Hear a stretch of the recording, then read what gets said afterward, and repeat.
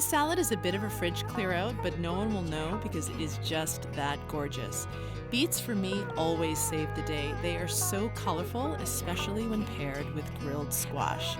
Patty pan, if you're lucky. When I was little, beets came pickled in mason jars, but now they have broken out of that glass. I juice them in ruby red smoothies, I grate them onto salads, and my favorite way is roasted in a lovely little salad with some ricotta cheese or feta cheese, whatever I have. The key to that salad is roasting the beets ahead of time because they do take about 45 minutes and you can put them in the fridge for a few days or just plan ahead of your dinner and keep them nice and warm because I like a little bit of warmth in my salad.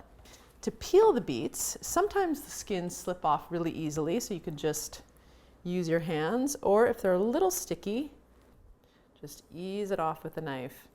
And the best part is watching this gnarly, like little vegetable turn into something beautiful and golden. They're kind of the ugly duckling that turns into the swan. At this stage, when the beets are cooked, you could puree them in a blender with chicken stock or cream or vegetable stock and make a really nice soup, or borscht as it's called in Russia. There's a little one. How about one more? Lovely, a red one. Surprise! I think this is a candy cane beet. Sometimes at the farmer's market or at the grocery store, they will display them cut open so you see what you're getting before you buy. I kind of like to just wing it and be surprised.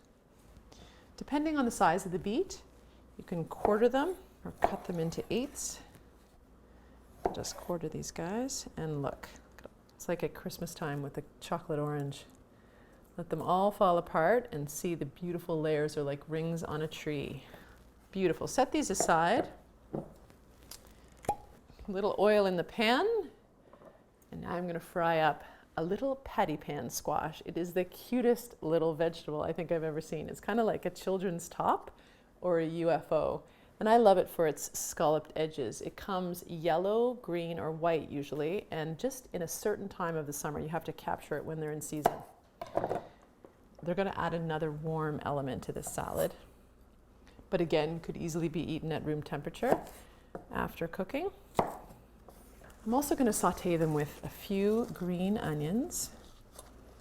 Just cut the root ends off and slice them into little circles just until the dark green parts of the green onion.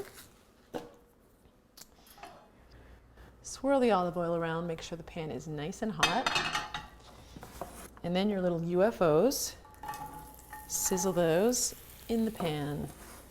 We're looking for a nice golden crispy edge to the patty pans. I love saying that word, patty pan. Okay. A little salt and pepper on these guys. Now, of course, if patty pans aren't in season, you could use zucchini, regular zucchini, or asparagus, or sugar snap peas, or faba beans, or peas, or really whatever you have. Just think about something green that would add a little pop of color to all those beets. Yum. Never get fixed into the idea of exactly what a recipe should be. Just open your mind and go for it. Okay, vinaigrette. Olive oil, extra virgin. I have red wine vinegar, but you could use balsamic or champagne or sherry vinegar. 1 part vinegar to 3 parts oil. I like the little shape of an egg in there. Maple syrup, a little drop, and Dijon mustard. Adds a little tang to a vinaigrette. Salt and pepper, sea salt. Whisk this together.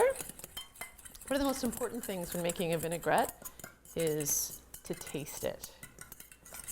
After it's all emulsified, which means completely smooth, the vinegar has broken through the oil barrier, have a little taste.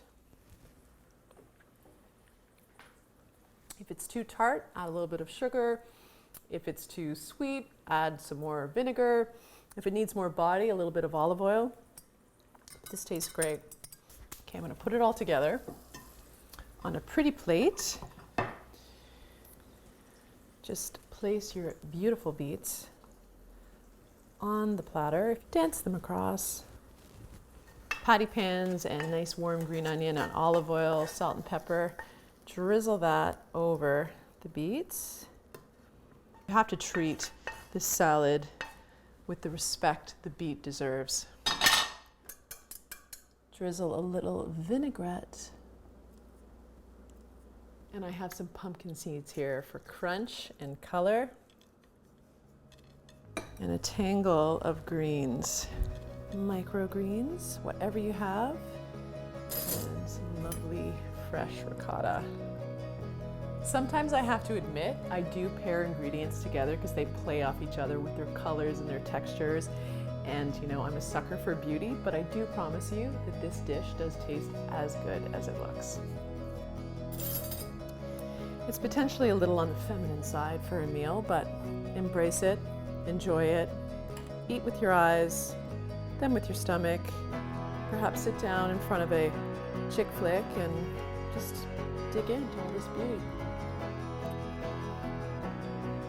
Art really does taste delicious sometimes.